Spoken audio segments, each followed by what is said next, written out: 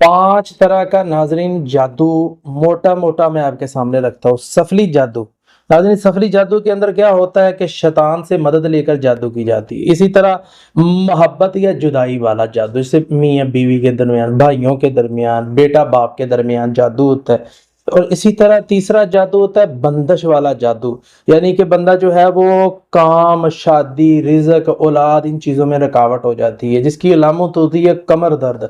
इसी तरह नाजरीन वहम वाला जादू, इंसान का जहन जो है वो ऐसा ऐसा खराब होना शुरू हो जाता है। 5वें नंबर पर नजर बांध दी जाती है। बंदा बहुत बड़ा बिजनेसमैन है, सामने उसका मकसद खड़ा है, ऐसा जादू हुआ उसे समझ ही नहीं आ रही, काम होते होते बंद हो गए, काम होते होते रुकावटें आ गई। इसका हल क्या है? इसका हल कुरान और हदीस में आपको मिल जाएगा। हाँ, सूरह फातिहा, आयतल कुर्सी, सूरह बकरा की आखिरी